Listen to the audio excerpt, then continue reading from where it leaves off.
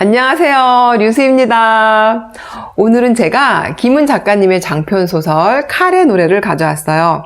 이 책은 거의 모든 분들이 잘 알고 계시죠? 이순신 장군님의 난중일기를 바탕으로 쓴 소설입니다. 요즘 경제적 상황이 굉장히 안 좋죠. 그리고 일본하고도 무역전쟁을 치르고 있고 이런 상황에서 이 칼의 노래를 한번 읽어보면은 좋을 것 같아서 한번 읽어봤어요. 저는 이렇게 좀 살면서 힘들거나 무슨 어려운 일이 있을 때는 항상 이렇게 책을 읽어요. 그러니까 그 상황에 맞는 책을 저도 모르게 이렇게 꺼내서 읽는 것 같아요. 이렇게 서점에 가서 눈에 들어오는 책이 있어요. 그럼 그 책이 저한테 맞는 책이더라고요. 근데 불현듯 갑자기 이 칼의 노래가 읽고 싶은 거예요. 저도 읽다 보니까 지금 나한테 정말 꼭 필요한 소중한 책이구나라는 걸 알게 해주더라고요. 왜냐면 그 수많은 자기계발서나 심리치유서 이런 책보다 시 한 편, 소설 한 권이 훨씬 더 가치가 있게 느껴져요. 이 책은 제가 읽는데 시간이 오래 걸렸어요. 한 5일 정도 걸리더라고요. 자기계발서는 보통 2시간이면 금방 읽거든요. 이 책은 아무리 읽어도 진도가 안 나가는 거예요. 계속 생각하고 또 생각하고 여러 가지로 생각하게 돼요. 이순신 장군님에 대한 입장에 대한 생각, 그 다음에 김은 작가님이 이걸 어떻게 상상을 해서 썼을까? 400년 뒤에 후손이 이거를 생각하면서 쓸 때 어떤 심정으로 끄집어냈을까? 저의 또 생각을 들여다보게 되더라고요. 입장을 다양하게 생각하다 보니까 시간과 공간을 초월해서 한 장 한 장 넘기는 게 굉장히 소중한 거예요. 네, 그러면 김은 작가님이 이순신 장군에 대해서 어떻게 썼는지 알려드릴게요. 먼저 이 칼의 노래는요, 이순신 장군님이 선조한테 끌려가서 가진 고문을 받고 풀려 나오면서 백의종군으로 가는 그 순간부터 이야기가 시작됩니다. 그런데 다시 이제 선조가 불러들이죠. 칠청량 해전에서 완전 대패를 하게 됩니다, 우리나라가. 원균 장군이 무기들을 다 잃어버리고 전쟁에서 죽게 됩니다. 그러니 어떻게 돼요? 믿을 만한 사람은 이순신 장군밖에 없기 때문에 이제 선조가 편지를 보내게 돼요. 그래서 그 부분부터 제가 한번 알려드릴게요. 왕은 이르노라. 어허, 국가가 의지할 바는 오직 수군뿐인데 흉한 칼날이 다시 번뜩여 마침내 삼도의 군사를 한 번 싸움에 모두 잃었으니 누가 바다 가까운 고을을 지켜주리요. 한산을 이미 잃었으니 적들은 무엇을 꺼리리요. 양호는 계속 읽어나갔다. 지난번 그대의 벼슬을 빼앗고 그대로 하여금 백의종군케 한 것은 역시 나의 모책이 어질지 못하면서 생긴 일이거니와 그리하여 오늘 이 같은 패전의 욕됨을 만나게 된 것이니 내 무슨 할 말이 있으리요. 내 무슨 할 말이 있으리요. 이것이 조정을 능멸하고 임금을 기만한 죄인에게 임금이 할 수 있는 소리인가? 나는 귀를 의심했다. 나는 임금이 가여웠고 임금이 무서웠다. 가여움과 무거움이 같다는 것을 나는 알았다. 임금은 강한 신하의 힘으로 다른 강한 신하들을 죽여왔다. 양호는 계속 읽었다. 이제 그대를 상복을 입은 채로 다시 기용하여 옛날같이 전라 자수사겸 충청 전라 경상에 삼도 수군 통제사로 임명하노니 그대는 부하를 어루만지고 도망간 자들을 불러 단결시켜 수군의 진영을 회복하고 요해지를 지켜 군의 위험을 떨치게 하라. 내 끝나지 않은 운명에 대한 전율로 나는 몸을 떨었다. 나는 다시 충청 전라 경상의 삼도 수군 통제사였다. 나는 못대가리 하나 헌즉 것 없는 텅 빈 바다와 목 잘린 시체가 썩어가는 연안을 생각했다. 나는 먼 섬들에서 오르던 적의 봉화를 생각했고 불타버린 한산 톤제영을 생각했다. 물러설 자리 없는 자의 편안함이 내 마음에 스며들었다. 사지에서는 본래 살 길이 없었다. 나는 하루 종일 혼자 앉아 있었다. 텅 빈 바다 위로 크고 무서운 것들이 다가오고 있었다. 사각 사각 사각. 수편성 너머에서 무수한 적들이 노젓는 소리가 들려왔다. 그 환청은 점점 커지며 내 앞으로 다가왔다. 나는 고개를 흔들어 환청을 떨쳐냈다. 식은땀이 흘렀고 오한에 몸이 떨렸다. 저녁 무렵까지 나는 혼자 앉아 있었다. 양호가 종을 보내 답신을 재촉했다. 나는 붓을 들어 장계를 써나갔다. 문장은 풀리지 않았다. 그리고 나는 다시 붓을 들어 맨 마지막에 한 줄을 더 써넣었다. 나는 그 한 문장이 임금을 향한 그리고 이 세상 전체를 겨누는 칼이기를 바랬다. 신의 몸이 아직 살아있는 한 적들이 우리를 업신여기지 못할 것입니다. 삼도수군 통제사 신이올림. 네, 이렇게 해서 이순신 장군은 다시 삼도수군 통제사로 임명받고 일본군을 다시 소탕하기 위해서 준비하게 됩니다. 네, 한 인간으로서 얼마나 힘들었을지 김훈 작가님이 굉장히 상상을 잘 하셔가지고 쓰셨죠. 자, 그럼 이제 이순신 장군이 그 유명한 명랑대첩을 치르고 나서는 또 어떻게 글을 썼는지 읽어드릴게요. 헤아릴 수 없이 많은 적들이 명량에서 죽었다. 남동 썰물에 밀려갔던 적의 시체들이 다시 북서 민물에 밀려 명량을 뒤덮었다. 죽을 때 적들은 다들 각자 죽었을 것이다.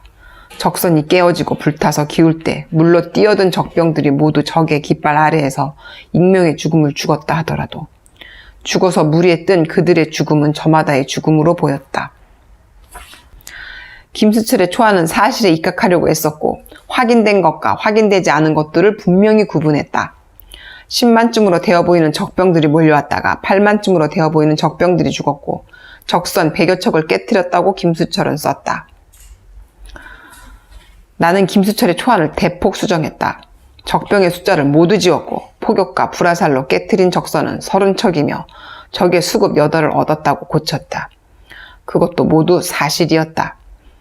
깨어진 적선이 얼마인지 헤아릴 길은 없었으나 아군의 공격으로 깨뜨린 적선은 30척이었고 나머지는 물살에 휘말리면서 적선들끼리 부딪혀 깨어졌다. 네, 이렇게 이순신 장군이 축소해서 쓴 이유는요. 선조가 굉장히 경계를 한 거예요. 이순신 장군이 워낙 인기가 좋은 데다가 모든 백성들이 이순신 장군이 가는 곳이면은 다 쫓아서 따라서 다니니까 굉장히 두려운 존재로 생각하고 있었던 거죠. 그런데 거기다가 명량대첩에서 12척밖에 안 되는 배로 330척의 배와 맞서서 이겼잖아요. 근데 이걸 그대로 써서 보내면 어떻겠어요? 분명히 이순신 장군의 목숨을 그만두지 않을 사람이라는 거를 이제 알게 된 거죠. 이순신 장군님의 지략을 알 수가 있습니다. 백의종군으로 내려오는 그 순간에 친어머님이 돌아가시게 돼요. 그리고 명량대첩에서 큰 승리를 하고 나서는 일본군들이 약이 올라서 이순신 장군의 막내 아들을 또 살해하게 됩니다. 그 정예부대로 이루어진 일본군이 몰래 기습적으로 이순신 장군의 사가에 가가지고 막내 아들을 죽이게 되죠. 근데 전쟁통에 이순신 장군이 가서 볼 수가 없는 거예요. 그래서 항상 한이 맺혀 있어서 이순신 장군이 꿈에 아들이 나타납니다. 그 순간을 이렇게 또 적어놨어요. 아버님, 저는 죽었습니다. 면이 말할 때 죽은 머리는 옆으로 꺾여 있었다. 죽은 녀석이 너뿐이더냐? 내가 죽인 적이 헤아릴 수 없고 네가 죽인 적 또한 적지 않거늘 네 어찌 내 꿈을 어지럽히느냐? 아버님, 저의 칼을 찾아주십시오. 칼을 어찌했느냐? 칼을 놓쳤습니다. 눈이 멀어서 찾을 수가 없습니다. 물러가라. 무인이 칼을 놓쳤으면 죽어 마땅하지 않겠느냐? 아버님, 죽을 때 무서웠습니다. 칼을 찾아주십시오. 가거라. 죽었으면 가거라. 목숨은 물리지 못한다. 칼 또한 그러하다. 다시는 내 꿈에 얼씬거리지 말아라. 면은 울면서 돌아섰다. 무릎걸음으로 면은 멀어져 갔다. 노을진 갈대숲으로 면이 기어 들어갈 때 나는 면을 불렀다. 면아, 면아. 부르는 내 소리에 내가 가위 눌려 나는 잠에서 깨어났다. 식은 땀에 젖은 내 등판이 구들장에 결박되어 있었다. 그 아들을 잃은 슬픔을 이렇게 꿈을 통해서 나타내 줬습니다. 이게 다 난중일기에 써놓은 일부분을 김훈 작가님의 상상으로 이렇게 다시 한번 재현해서 써놓으신 거죠. 이렇게 그 막내 아들 면이 꿈에 나타났는데 그 면을 죽인 일본 정예 부대를 찾아내게 돼요. 그래서 이순신 장군이 직접 목을 베십니다. 꿈에 나타나서 그 일본군을 찾게 하는지 참 대단해요. 항상 아들을 위해서 생각을 하다 보니까 이게 그 범인을 찾아내게 된 것 같습니다. 이순신 장군님도 전쟁터에서 싸우다 보니까 부상을 많이 당하셨단 말이에요. 그래서 총을 맞은 적이 있는데 그게 이제 왼쪽 어깨에 한번 맞으신 적이 있어요. 그래서 왼쪽 어깨 부상에 관한 묘사를 또 이렇게 해주셨어요. 언제 적탄이 날아 박힌 것인지 기억이 없었다. 진을 거두어 가까운 수경지로 돌아갈 때 어깨가 빠지는 듯이 아팠고 피에 젖은 겨드랑이는 미끈거렸다. 몸에 박힌 적탄은 묵직하고 뻐근했다. 적탄은 깊숙이 들어와 있었다. 더 깊었거나 각도가 심장 쪽이었다면 아마 그때 나는 율포에서 죽었을 것이다. 그 죽음의 직전까지 온 총알의 아픔을 이렇게 표현을 하셨네요. 그러니까 한 인간으로서 온갖 부상도 다 당하고 온갖 모욕과 여러 사람들의 시기 질투를 받으면서 궁지에 몰리기도 하고 또 완전 그 사지에 나가서 싸우게 되기도 하고 이런 상황들이 다 그대로 여실하게 묘사되어 있어요. 그리고 이순신 장군님이 이제 백의 종군하고 다시 삼도 수군 통제사가 돼서 주민들을 이렇게 수습하고 있을 때 이순신 장군님의 환도를 하나 만들어 드립니다. 그 환도에 새길 글을 하나 달라고 이렇게 대장장이들이 오게 되죠. 그래서 그때 새긴 글을 한번 읽어 드릴게요. 일을 끝낸 대장장이 몇 명이 고향으로 가지 않고 수영에 남아 있었다.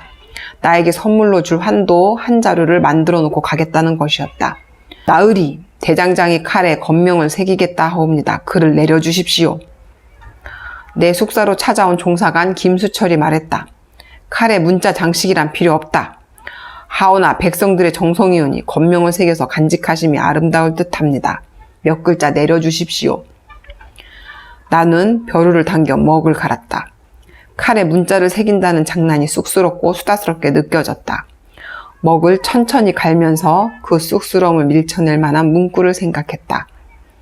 문구는 냉큼 떠오르지 않았다. 베고 다시 제자리로 돌아와 새를 바꾸는 순간의 칼을 나는 생각했다. 나는 칼의 휘두름과 땅 위로 쓰러지는 쓰레기를 떠올렸다. 한번 휘둘려 쓸어버리니 피가 강산을 물들이도다. 나는 붓을 들어서 썼다. 일휘소탕 혈염산하 강산을 물들이도다 해서 나는 색칠할 돌을 버리고 물들일 염자를 골랐다. 김수철이 한동안 글자를 들여다보던 입을 열었다. 물들일 염자가 깊사옵니다. 그러하냐 염은 공이다. 옷감에 물을 들이듯이 바다의 색을 바꾸는 것이다. 바다는 너무 넓습니다. 적 또한 헤아릴 수 없이 많다. 그때 나는 진실로 이 남쪽 바다를 적의 피로 염하고 싶었다. 김수철은 글씨를 말아들고 물러갔다. 그러니까 이순신 장군님은 그 일본군을 완전히 다 소탕하고 싶으셨던 거죠. 그 백성들한테 먹을 것도 없이 완전히 그냥 다 뺏어가는 요 노략질과 약탈질을 해가는 그 일본 군들을 모두 다 소탕하고 싶으셨던 거예요. 일본군을 다 베어버리고 푸른 앞바다를 다 빨갛게 물들이고 싶은 결의를 다져서 글을 써놓으신 것 같아요. 임진왜란으로 인해서 얼마나 참혹했냐면요. 그러니까는 먹을 게 없는 거예요. 전쟁통에 흉년까지 들어가지고 먹을 것이 없는데 이순신 장군님은 어때요? 그래도 장군이니까 먹어야 되잖아요. 먹어서 살아야 전쟁을 할 수 있으니까 그 안타까움을 이렇게 써놓으셨어요. 그의 겨울에 헤아릴 수 없이 많은 격군과 사부들이 굶어 죽었다. 나는 굶어 죽지 않았다. 나는 수군 통제사였다. 나는 먹었다. 부왕든 부하들이 굶어 죽어가는 수영에서 나는 끼니 때마다 먹었다. 죽은 부하들의 시체를 수십 구씩 묻던 날 저녁에도 나는 먹었다. 나는 흔히 내 숙사 방 안에서 안위, 송여종, 김수철들과 겸상으로 밥을 먹었다. 보리밭의 나달들이 입안으로 흩어졌다. 나는 흩어진 나달들을 하나씩 어금니로 깨트렸다. 겨울이 빨리 가야 할 터인데요. 그 말은 밥을 넘기기가 민망한 자의 무의미한 소리처럼 들렸다. 겨울이 빠르거나 더딜 리가 있겠느냐. 나는 송여종처럼 무의미한 소리로 대답해 주었다. 다들 아무 말이 없었다. 보리알이 덜 물렀다. 잘 씹어먹어라. 아무도 대답하지 않았다. 그의 겨울의 밥은 무참했다. 끼니는 계속 돌아왔고 나는 먹었다. 나는 말없이 먹었다. 경상 해안 쪽에 백성의 군량을 빼앗은 적의 군량은 쌓여 있었다. 네, 이렇게 일본군은 오히려 우리나라에 들어와서 온갖 백성들의 식량을 다 빼앗아가고 갈취해가서 군량미가 쌓였던 반면에 우리 수군은 먹을 게 없었다는 거죠. 먹을 게 없어서 병사들이 굶어 죽어나는 처참한 상황을 이렇게 표현해냈습니다. 어느 정도로 처참하게 죽어갔냐면요. 아우, 진짜 그 지옥이 따로 없더라고요. 이제 사실일까 싶을 정도로. 그러니까 이순신 장군님이 선조한테 장계를 올려야 될 거 아니에요. 그 보고서를 올릴 때 쓴 글 중에 하나가 경상우도의 여러 고을은 군량이 이미 바닥났습니다. 군사를 모집회원들 무엇으로 먹이겠습니까? 답답하고 또 답답합니다. 이렇게 써놨고요. 난중일기에서는 영남의 여러 배에서 격군과 사부들이 거의 굶어 죽게 되었다. 참혹하여 들을 수가 없다. 살을 애듯이 추운 날이다. 옷 없는 병졸들이 움츠리고 앉아 추위에 떨고 있다. 군량은 바닥났다. 군량은 오지 않았다. 그러니까 이 조정에서 군량미를 보낼 수가 없는 거예요. 그 정도로 아무런 도움을 주지 않은 아주 무기력한 정부였던 거죠. 그 상황에서 이순신 장군님이 알아서 군량미를 해결해야 되고 병사들을 먹여 살려서 전쟁에 나갔어야 되는 거죠. 그 무렵 조선 백성들의 참상은 땅의 지옥을 이루었다. 징비록에 이렇게 써 있었대요. 부자가 서로 잡아먹고 부부가 서로 잡아먹었다. 뼈다귀를 길에 내버렸다. 그러니까 부모 형제가 서로 잡아먹는 거죠. 누가 먼저 굶어 죽어서 아마 잡아먹었을 거예요. 그렇죠? 그리고 난중 잡록에는 굶어 죽은 송장이 길에 널렸다. 한 사람이 쓰러지면 백성들이 덤벼들어 그 살을 뜯어먹었다. 뜯어먹은 자들도 머지않아 죽었다. 아주 비참하죠. 그쵸? 동네 주민인데 서로 굶어 죽은 사람을 가서 이제 뜯어먹는 거예요. 워낙 먹을 게 없어서. 그러니까 무슨 길거리에 개 한 마리 보이지 않았다고 하더라고요. 그러니까 그만큼 일본군이 완전 그냥 다 싹쓸이를 해가는 거예요. 그 마을에 한번 침입하다 보면은 다 싹쓸이라고 다 뺏어간대요. 그래서 이 당시에 얼마나 그 입으로 또 없었냐면은 그 일본군하고 싸우면 그 깃발 있죠. 그 깃발로 옷을 헤입었다고 해요. 그 정도로 먹을 것도 없고 헤입을 옷도 없었던 거예요. 명나라 군사들이 술 취해서 먹은 것을 토하면 줄인 백성들이 달려들어 머리를 틀어박고 빨아먹었다. 이 토한 거를 막 빨아먹은 거예요. 힘이 없는 자는 달려들지 못하고 뒷전에서 울었다. 이마저도 먹지 못하면 뒤에서 막 이제 힘없는 사람들은 울었다는 거죠. 그러니까 얼마나 그 참혹한 상황에서 이순신 장군이 전쟁을 이끌었는지 알 수 있는 대목이에요. 이렇게 전쟁이 언제 끝날지 모를 것 같았지만 도요토미 히데요시가 죽으면서 임진왜란도 이제 끝나게 됩니다. 일본으로 다 돌아오라는 명령을 내렸다는 거죠. 그런데 이순신 장군님은 조선의 원수를 그냥 보낼 수는 없다 이거죠. 우리나라를 도와주러 온 명예 장군은 몰래 일본군의 배를 이렇게 도망치게 한 거예요. 근데 이순신 장군님은 그거를 절대로 놔주지 않았다는 거죠. 그래서 노량진 앞바다에서 장렬하게 싸우고 죽을 결심을 하십니다. 왜냐하면 어차피 이 전쟁을 승리로 이끌어도 선조가 가만히 두지 않을 사람이라는 거를 이미 알기 때문이죠. 막 도망가기 바쁜 그 일본군을 어떻게든 한 놈이라도 더 잡아들여야 된다고 생각하신 거예요. 조선의 원수, 민족의 원수를 어떻게든 다 저 바닷물에 빨갛게 피로 물들이겠다, 염하겠다 쓰신 그 글자처럼 엄청나게 소탕을 하십니다. 그래서 200척의 배를 부숴버리고 겨우 50척만 일본으로 빠져나가게 됩니다. 그래서 그 와중에 비처럼 쏟아지는 총탄을 맞아가면서 이순신 장군이 노량해전에서 싸우시다가 전사하시게 됩니다. 칼의 노래, 김은 작가님의 장편소설 칼의 노래를 읽고 한번 올여름 휴가지를 이런 남해안의 여수 앞바다로 가보시는 건 어떨까요? 칼의 노래 한번 읽어보시고요. 저의 책 내용이 좋았다면 좋아요, 구독 눌러주시고요. 알람 설정 부탁드립니다. 네, 그럼 다음 시간에 또 만나요.